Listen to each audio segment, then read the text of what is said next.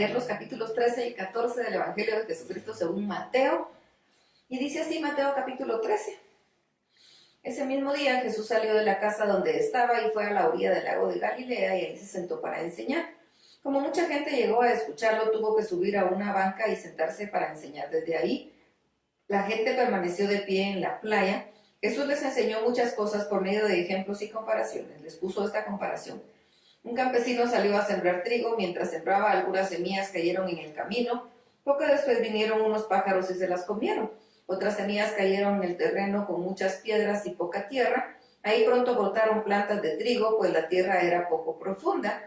Pero la planta no vivieron mucho tiempo porque no tenían buenas raíces. Y se quemaron cuando salió el sol. Otras semillas cayeron entre espinos. Cuando los espinos crecieron, apretaron las espigas del trigo y no las dejaron crecer. Pero otras semillas cayeron en tierra muy buena y produjeron una cosecha muy buena. En algunos casos las semillas sembradas produjeron espigas por 100 semillas, otras produjeron espigas por 60 semillas y otras produjeron espigas por 30 semillas. Ustedes, si en verdad tienen oídos, presten mucha atención. Los discípulos se acercan a Jesús y le preguntaron, ¿por qué enseñas a la gente por medio de ejemplos? Jesús les dijo, a ustedes yo les permito conocer los secretos del reino, pero no a los demás, porque a los que saben algo acerca de los secretos del reino se les permite saber mucho más.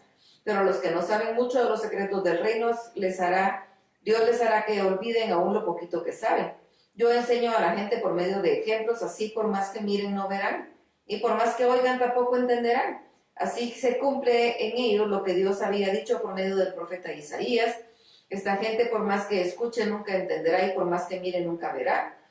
Pues no aprende ni piensa, sino que cierra los ojos para no ver y se tapa los oídos para no oír. Si hiciera lo contrario, entendería mi mensaje, cambiaría mi manera de vivir y yo la salvaría. Pero a ustedes, mis discípulos, Dios los ha bendecido porque ven y escuchan mi mensaje. Muchos profetas y mucha gente buena hubieran querido ver lo que ustedes ven y oyen, pero no pudieron. Ahora pongan atención y les diré lo que significa el ejemplo del campesino. Hay algunos que escuchan el mensaje del reino de Dios, pero como no lo entienden, el diablo viene y hace que lo olviden. Otros son como semillas que cayeron junto al camino. Las semillas cayeron entre piedras. Representan a los que oyen el mensaje del reino de Dios y lo aceptan rápidamente y con alegría. Pero como no entienden muy bien el mensaje, su alegría dura muy poco. Cuando tienen problemas o los maltratan por ser obedientes a Dios, enseguida se olvidan del mensaje. Luego están las semillas que cayeron en los espinos. Estas semillas representan al que oye el mensaje, pero no dejan que el mensaje cambie sus vidas. Solo piensan en lo que necesitan y cómo hacerse ricos. Finalmente, las semillas que cayeron en la buena tierra representan a los que oyen el mensaje, lo entienden. Eso sí, cambian sus vidas y hacen lo bueno.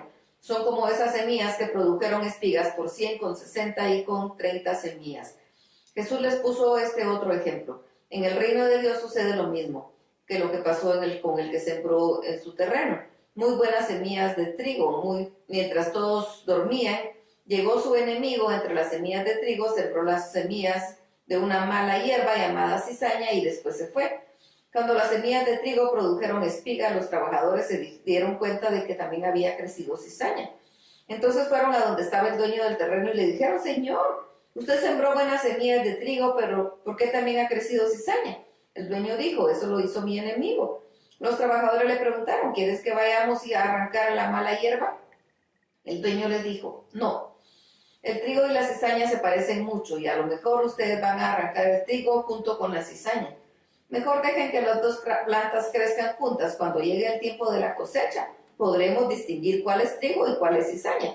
Entonces enviaré a los trabajadores para que arranquen primero la cizaña, la amontonen, la quemen. Luego el trigo lo llevará a mi granero. Jesús también le hizo esa comparación. Con el reino de Dios pasa algo parecido a lo que sucede con la semilla de mostaza. A pesar de ser muy pequeña, cuando el hombre la siembra en su terreno, crece hasta convertirse en la más grande de las plantas del huerto. Llega a ser tan grande como un árbol y hasta los pájaros hacen nidos en las ramas. Jesús les puso una comparación más. Con el reino de Dios pasa lo mismo, como con la harina. Cuando una mujer pone en ella un poco de levadura, este poquito le hace crecer toda la masa.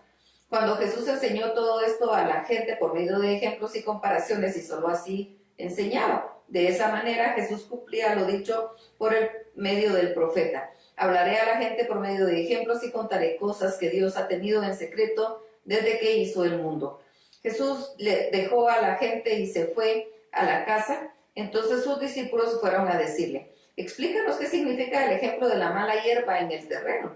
Jesús les dijo: el que siembra buena semilla de trigo soy yo, el Hijo del Hombre. El terreno es el mundo y las buenas semillas del hijo de trigo son todos los que obedecen las leyes del reino de Dios. Las semillas de cizaña son los que obedecen al diablo, que fue quien las sembró en el mundo. El tiempo de la cosecha es el juicio final y los trabajadores que recogen la cosecha son los ángeles. Cuando Dios juzgue a todos será cuando se arranca la mala hierba y se quema. Yo, el Hijo del Hombre, enviaré a mis ángeles para que saquen de mi reino a todos los que hacen lo malo y obligan a otros a hacerlo. A esas personas los ángeles les echarán en el infierno y ahí tendrán tanto miedo que llorarán y rechinarán los dientes. Pero los que obedecen a Dios brillarán en el reino del Padre como brilla el sol. Ustedes, si en verdad tienen oídos, presten atención. Como el reino de Dios pasa lo mismo que con el tesoro escondido en un terreno. Cuando alguien lo encuentra, lo vuelve a esconder. Después va muy alegre a vender todo lo que tiene para comprar el terreno y quedarse con el tesoro. El reino de Dios también se parece a un comerciante que compra joyas finas.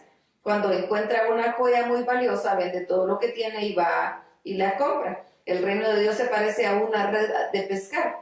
Los pescadores echan la red al mar y en ella recogen toda clase de peces. Cuando la red ya está llena, la sacan a la orilla y se sientan a separar el pescado bueno del malo. Guardan el pescado bueno en una canasta y tiran el pescado malo. Así también sucederá cuando llegue el fin del mundo. Los ángeles saldrán a separar a las personas buenas de las malas. A las malas las echarán en el infierno y ahí tendrá tanto horror que llorarán y rechinarán los dientes. Jesús les preguntó a sus discípulos: ¿entienden ustedes estas enseñanzas? Ellos contestaron: sí, las entendemos. Jesús les dijo: todo maestro de la ley que se convierte en discípulo del reino de Dios se parece al que va a su bodega y de ahí saca cosas nuevas y cosas viejas. Cuando Jesús terminó de enseñar con estos ejemplos, se fue de ahí, llegó a su pueblo y comenzó a enseñar en la sinagoga. La gente que estaba tan sorprendida que algunos decían: ¿dónde aprendió este hombre tantas cosas? ¿Cómo puede hacer esos milagros? Otros decían: pero si es Jesús, el hijo de José, el carpintero. Su madre es María y sus hermanos son Santiago, José, Simón y Judas. Sus hermanos aún viven aquí. ¿Cómo es que Jesús sabe tanto y puede hacer estos milagros? Pero ninguno de los que estaban ahí quiso aceptar las enseñanzas de Jesús. Entonces Jesús dijo: a un profeta se les respeta en todas partes, menos en su propio pueblo y en su propia familia. Y como la gente no creía en Jesús, no hizo muchos milagros en aquel lugar.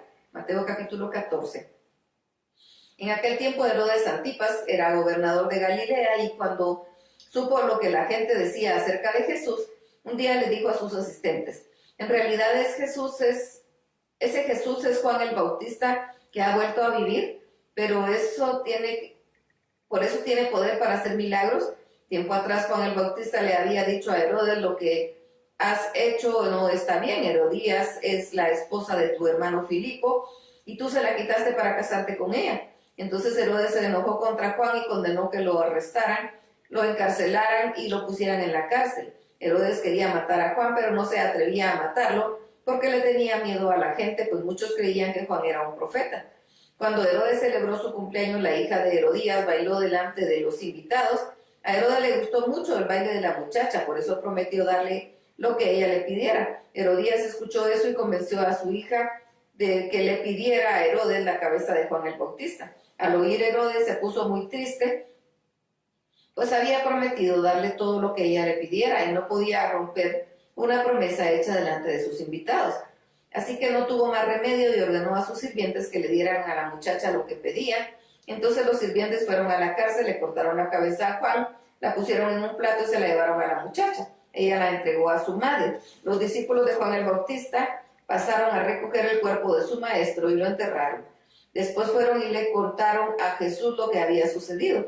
Cuando Jesús oyó lo que habían hecho a Juan el Bautista, subió a una barca y se fue a donde pudiera estar solo. Cuando la gente de los pueblos cercanos supo que Jesús iba, lo siguió por tierra. Jesús bajó de la barca y vio ahí había una gran cantidad de gente. Entonces tuvo compasión de ellos y sanó a los que estaban enfermos. Cuando ya empezaba a atardecer, los discípulos se acercaron a Jesús y le dijeron: este es un lugar solitario y se está haciendo tarde. Dile a la gente que se vaya a los pueblos y compre su comida. Jesús le contestó: no tienen que irse, denle ustedes de comer. Los discípulos respondieron: pero no tenemos más que 5 panes y 2 pescados. Jesús les dijo: tráiganlos aquí. Luego de ordenar que la gente se sentara sobre la hierba, Jesús tomó los 5 panes y los 2 pescados, miró al cielo y dio gracias a Dios. Después partió los panes y se los dio a los discípulos para que ellos los repartieran a la gente. Todos comieron hasta quedar satisfechos, y cuando los discípulos recogieron los pedazos que sobraron, llenaron 12 canastas. Los que comieron fueron como 5,000 hombres, además de las mujeres y los niños. Después de esto, Jesús ordenó a los discípulos: suban a la barca y vayan a la orilla del lago. Yo me quedaré ahí para despedir a la gente y los alcanzaré más tarde. Cuando toda la gente se había ido, Jesús subió solo a un cerro para orar. Ahí estuvo orando hasta que anocheció. Mientras tanto, la barca se había alejado bastante de la orilla, navegaba contra el viento y las olas la golpeaban con mucha fuerza. Todavía estaba oscuro cuando Jesús se acercó a la barca. Iba caminando sobre el agua. Los discípulos lo vieron, pero no lo reconocieron. Llenos de miedo, gritaron: ¡un fantasma, un fantasma! Enseguida Jesús les dijo: cálmense, soy yo, no tengan miedo.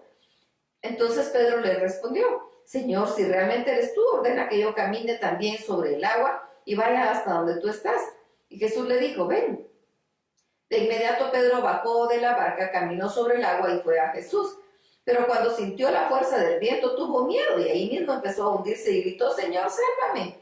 Entonces Jesús extendió su brazo, agarró a Pedro y le dijo: Pedro, tú confías muy poco en mí. ¿Por qué dudaste? En cuanto los dos subieron a la barca, el viento dejó de soplar. Todos los que estaban en la barca se arrodillaron ante Jesús y le dijeron: en verdad, tú eres el Hijo de Dios. Jesús y sus discípulos cruzaron el lago hasta llegar al pueblo de Genesaret. Cuando los del pueblo reconocieron a Jesús, dieron aviso por toda la región. Entonces la gente llevó a los enfermos a donde estaba Jesús y le rogaban que al menos los dejara tocar el borde de su manto. Y todos los enfermos que tocaron el manto de Jesús quedaron sanos. Hasta aquí la lectura. Dios los bendiga.